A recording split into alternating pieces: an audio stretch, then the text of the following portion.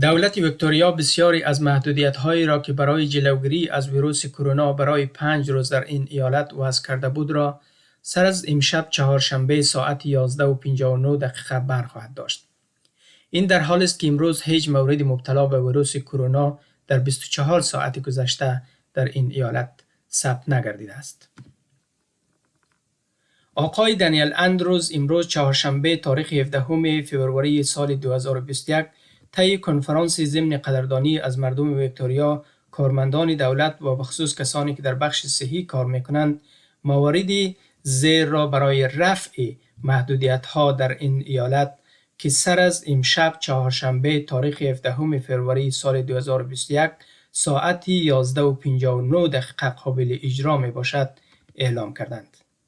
4 دلیلی که برای خارج شدن از منازل وضع گردیده بود برداشته می شود. 5 نفر در داخل منازل برای دید و بازدید اجازه است. تجمعات در بیرون از منازل تا 20 نفر اجازه است.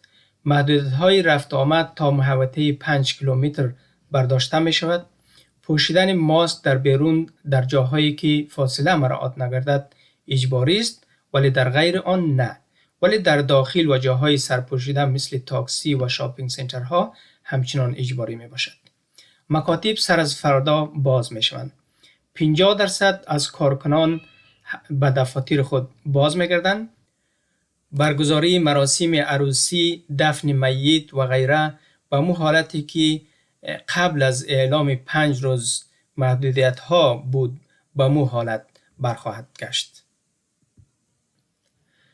بعضی از مواردی که خدمت شما عرض کردم، مثلا پوشیدن ماسک در بیرون از منازل در صورتی که فاصله مراعات نگردد، دید و بازدید 5 نفر در داخل منازل، اجتماع تا 20 نفر در بیرون از منازل از جمله مواردی هستند که احتمالاً تا تاریخ 27 پابرجا خواهد بود و بعد از او در صورتی که وضعیت در ویکتوریا خوب باشد دولت این را بررسی کرده و تغییرات را خواهد آورد که او زمان هم دولتی را اطلاع رسانی خواهد کرد و ما هم در خدمت شما خواهم بود.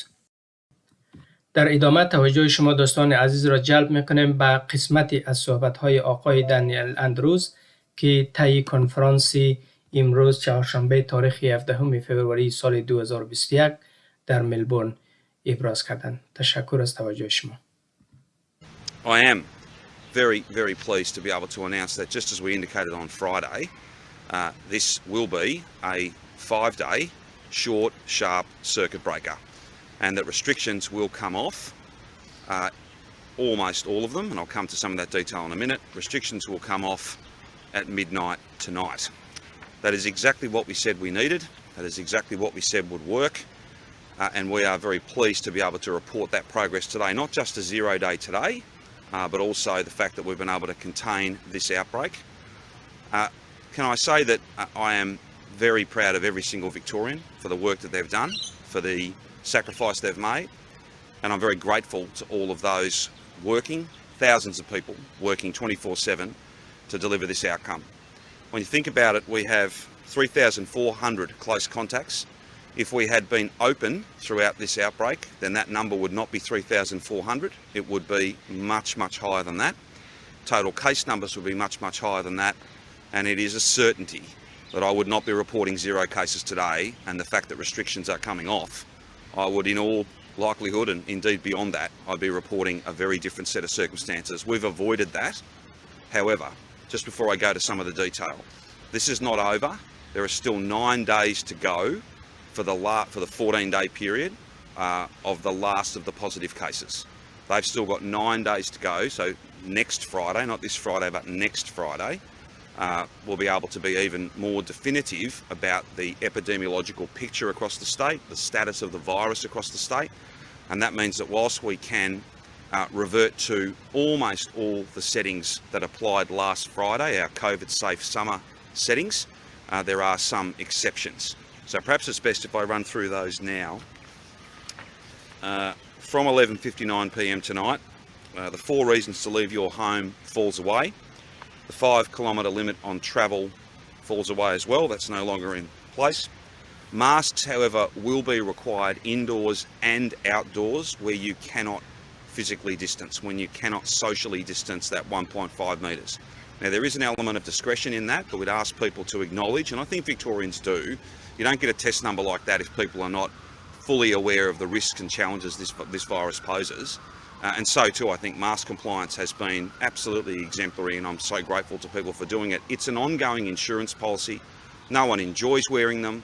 It's inconvenient, but that inconvenience is nothing compared to lengthy, protracted lockdowns, particularly when we're so close to seeing the first of the vaccines rolled out.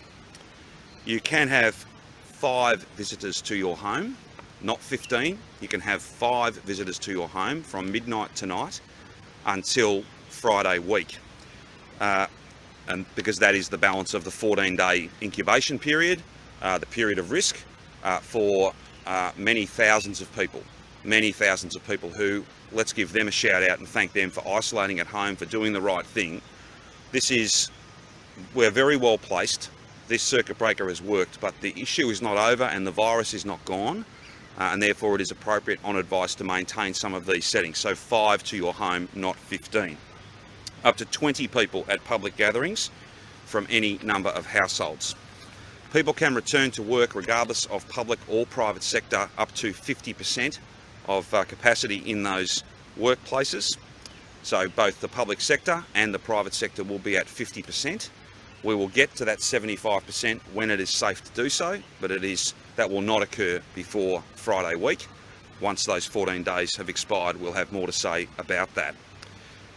Visits to hospitals and care facilities will be limited to 1 household visit per day, with some specific exemptions for palliative care and things of that nature. The last thing we want is for someone to be visiting a sick relative and in fact making other people sick or in any way contributing to the spread of this virus. I know that is inconvenient, but they are the rules that have to be in place. Schools will reopen tomorrow. Retail and hospitality will reopen with the same density limits that were in place last week. Religious gatherings and ceremonies will be able to resume with the density limits that previously applied. Funerals will have no limits on numbers, but need to meet the venue's density limits indoors and outdoors. The same applies for weddings. They can go ahead again, but the size of them will be dictated by the space in which they are held. Sport and recreation activities can resume, again with density quotas in place. Entertainment and public events will resume with caps in place for different settings. And I know there'll be questions about some large major events that are on or are about to start. There will be, as there's always been, a process to examine each of those through that public events, major events framework, where we look at the COVID safe planning, the way in which risk can be dealt with, and we'll have further announcements to make about those as the day unfolds, because they will be on a case-by-case basis. And it's not a simple process. We go through quite an exhaustive process to make sure that those events are viable and can happen, but are safe. That is the best way to go. We will continue to review all of these restrictions. I'm not foreshadowing any changes to these rules between now and Friday week. That is to say, we're not going to make them better or worse. That's our plan is to lock these in now. But we all have to acknowledge that it's not over, it's not gone, and there are many thousands of people who are doing the right thing, and we're deeply grateful to them. But that 14-day period is there for a reason. That's how long this virus can take to come forward. That's how long it can take to get a positive test. But this is, in every way, this strategy. We have cases, we have contacts, we have the contacts of contacts, and when necessary, we have a 4th ring in that approach, and that is to substantially limit movement. No one enjoys doing that. It's not a decision that's taken lightly, but it has worked in this instance, and we will always reserve the right to get the best medical advice to keep Victorians safe, and to make sure that in a broader sense and in a much more ongoing sense, we are safe and open. These are very important announcements. I, of course, acknowledge the very difficult circumstances that many have faced, but there was simply no alternative but to follow the advice provided, and indeed to reassert the policy and the approach that saw us do what no other part of the world has done, defeat a second wave. It makes sense to continue to listen to those experts. That's exactly what I intend to do. Again, thank you so much to everybody who's made this possible. A particular shout out to those who are in ISO at home. A particular shout out to nearly 40,000 people who got tested just in these last couple of days, and many more beyond that since this outbreak started. And of course, thanks to literally thousands of staff who've worked tirelessly to bring this outbreak, to run this outbreak to ground, just as we did in Blackrock when those cases came down from Sydney, and just like we'll do again if we have a case in the future. Indeed, when we have a case in the future. That is the nature of this virus.